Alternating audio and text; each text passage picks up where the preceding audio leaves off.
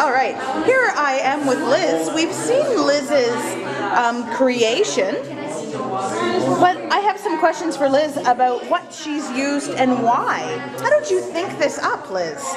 Well, I really wanted to make a game that would kind of be just fun for someone. So I really wanted, I knew that we had a lot of these materials at home, and I think it just came to me with, I don't know, trying to make something fall off. Good. And I used these train track pieces. Yes. And with the little electric train engine. I knew we had this also. Sorry. Neat. It would be easier than me pushing it around. Sure. Now, tell me about the things you had to make for this project to happen. Well, I kind of had to make everything in little separate parts and then put it together at the end. Okay. Like you see here, I have the finish line and the starting line, and this is where it drops the marbles. Just I had to make each part separately and work on it, and then put the wires on. Wow. And So then connect it in the end. let's look at this one. Yes. How does it work? There's no marbles in it right now, but you see, you put all the marbles in here, Yes. and then when you turn on the motor, Yep. it pulls the rubber band off, which opens the latch and lets the marbles fall out. Wow. So, Wow. That's great. That's great thinking.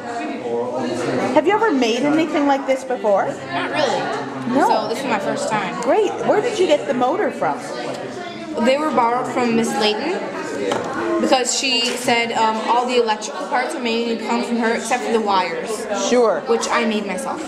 And what did you make your wires out of?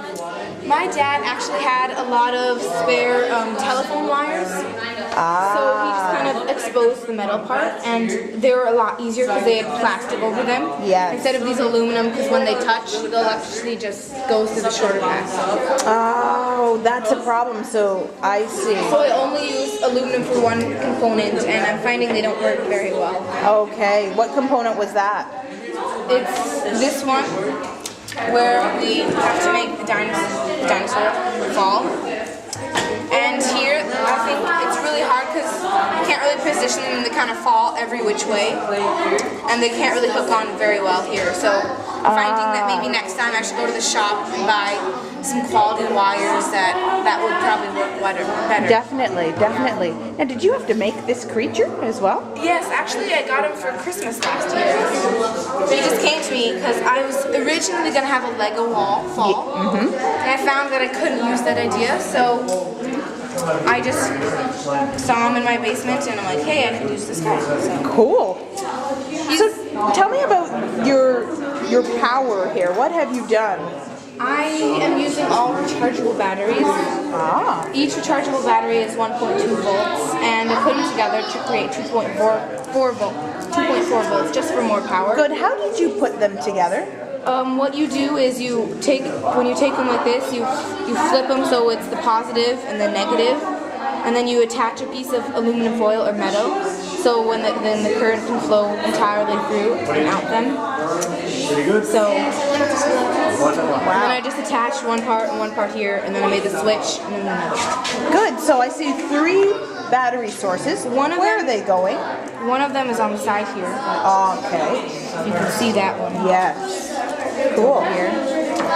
And this one is attached to this here, like if I see here, you can see the light. I just had a lot of difficulties with the light bulbs.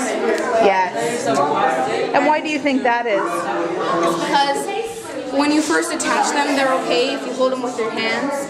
But when you try to put like tape over it, you might mess it up, and then you have to take off the tape again. And I got it working, but I think when I took it to school, I must have bumped it a little bit, and it came undone. Yeah, they're sensitive. Yeah, it's really hard. Good. Wow, this is really, really neat. Thank you very much. You're welcome.